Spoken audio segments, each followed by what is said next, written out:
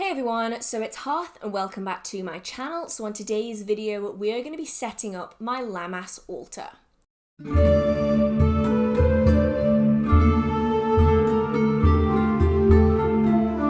Now, for any of you who have been on this channel for a while, you will likely know the kind of video that you are going to watch. But for anyone that's new, every single Sabbat I set up a Sabbat altar in celebration of it. And this one is no different. Today we are setting up my Lammas Lughnasadh altar. Now, typically I would want to set up my altars several weeks in advance, but I don't know about you guys, my entire year has been turned upside down and inside out. It doesn't even feel like it's July, let alone nearly August. So I'm a little late on setting up the altar, but I did not want to let you guys down and I have finally finished it. So here is me setting up my Lammas Lughnasadh altar.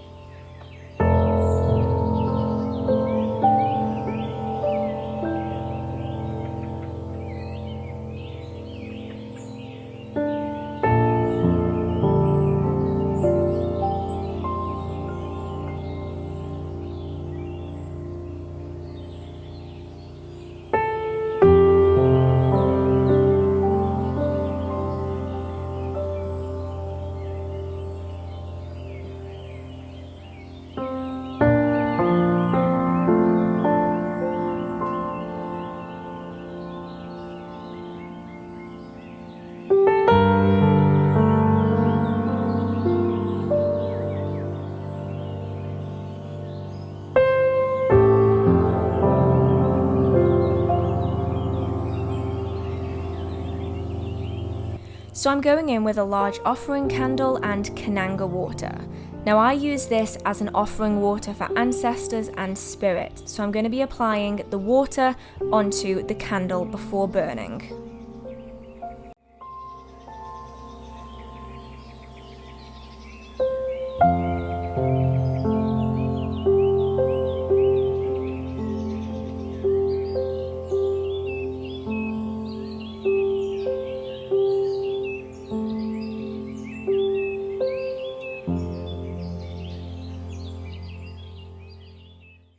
Now there's also a lot of crystals going on this altar, mainly those for abundance and prosperity, things like citrine, green aventurine, tiger eye, carnelian, sardonyx.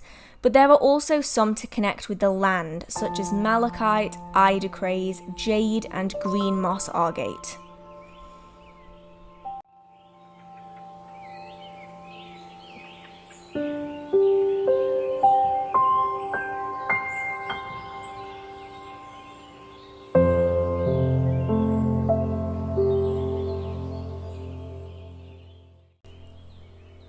So this is the finished altar, and honestly I'm really happy with it.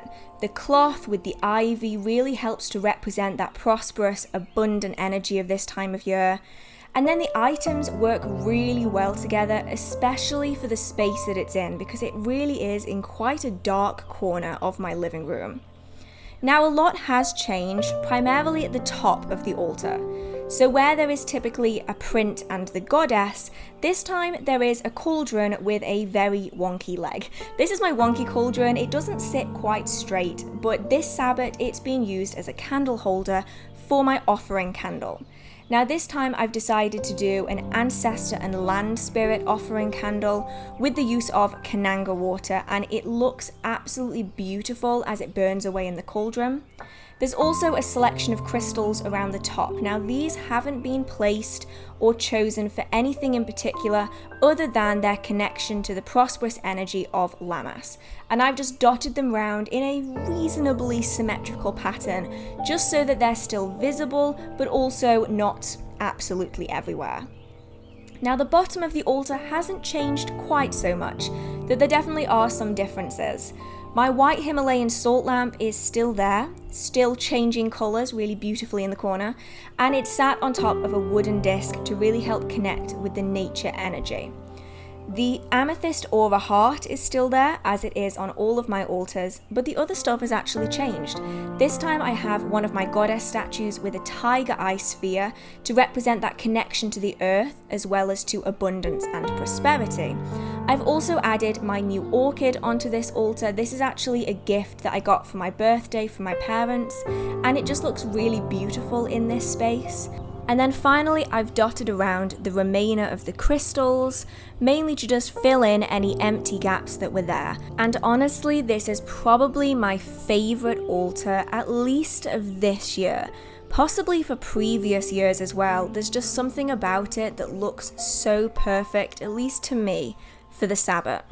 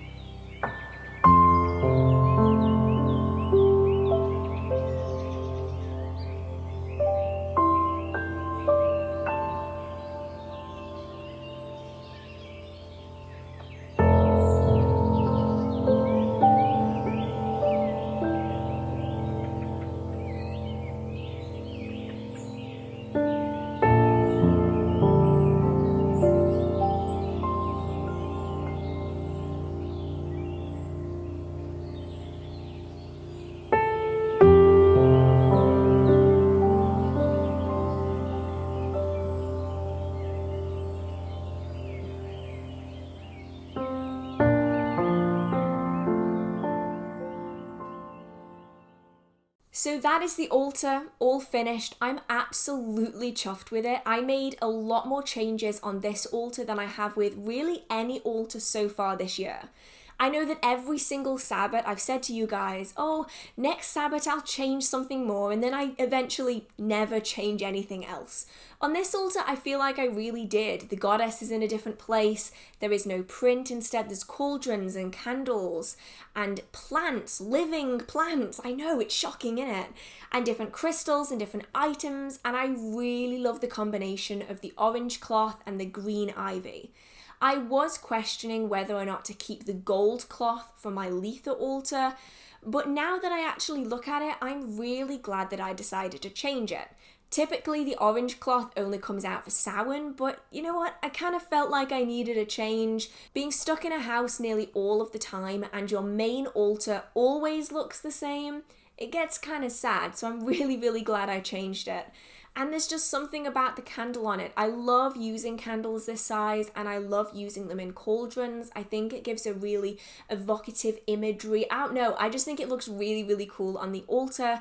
And as this is the start of my offerings for ancestors, or where I begin increasing the offerings that I give to ancestors, I thought it would be really nice to do an offering candle with Kananga water on it, and to actually have it in this altar so I can burn it every single day of the Lammas season.